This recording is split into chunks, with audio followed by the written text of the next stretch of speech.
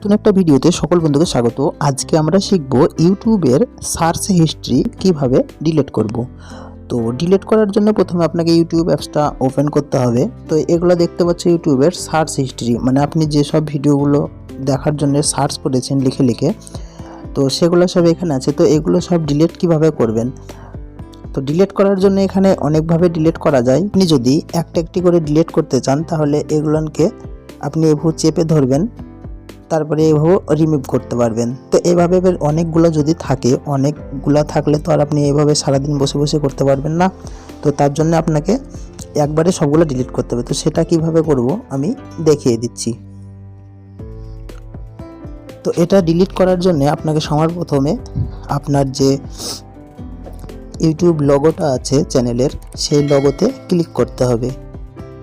তো লোগোতে ক্লিক করার পরে আপনার সামনে এরকম ইন্টারফেস আসবে। তো এখানে এসে আপনি এই যে সেটিং অপশান আছে উপরে, এই সেটিং অপশানে ক্লিক করবেন। সেটিং অপশানে ক্লিক করার পরে আপনার সামনে চলে আসবে অনেকগুলো অপশান। তার মধ্যে এখানে আপনি দেখতে পাবেন ম্যানেজ হিস্ট্রি। এই যে ম্যানেজ হিস্ট্রি আছে, এখানে আপনি ক্লিক করবেন। ম্যানেজ হিস্ট্রিতে ক্লিক করার পরে আপনার সামনে আপনার মোবাইলে যত সব জিমেল আছে বা যেই চ্যানেলের আপনি হিস্ট্রি ডিলিট করতে চান সেটাকে প্রথমে সিলেক্ট করবেন। তো আমি এই চ্যানেলের হিস্ট্রিটা ডিলিট করতে চাই, তো আমি এই চ্যানেলটা ক্লিক করলাম।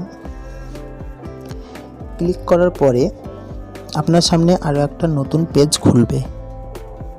আপনার সামনে নতুন পেজ খুলবে। তো এখানে আপনি এই যে ক্রস চিহ্ন আছে, এখান থেকে আপনি ক্রস চিহ্নতে যদি প্রেস করেন তাহলে আপনার একটা একটা করে ডিলিট হবে।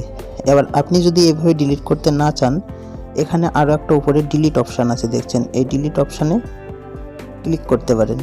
তো দেখতে পাচ্ছেন এখানে ডিলিট টুডে, মানে আজকে যেগুলো সার্চ করেছেন সেগুলো এখান থেকে ডিলিট করতে পারবেন। আর আপনি যদি সবগুলো একবারে ডিলিট করতে চান তাহলে ডিলিট অল টাইম এখানে ক্লিক করবেন। এখানে ক্লিক করার পরে আপনার সামনে যেগুলো আছে সবগুলো শো করবে, আর নিচে আর একটা অপশান পেয়ে যাবেন ডিলিট অপশান। তো এই ডিলিট অপশানে ক্লিক করলে আপনার পার্মানেন্টলি এগুলো সব ডিলিট হয়ে যাবে। এবার আমি আপনাদেরকে মেন পেজে গিয়ে দেখিয়ে দিচ্ছি যে আমার হিস্ট্রিটা ডিলিট হলো কি না। তো আমি হোম পেজে চলে আসবো, একবার রিফ্রেশ করব।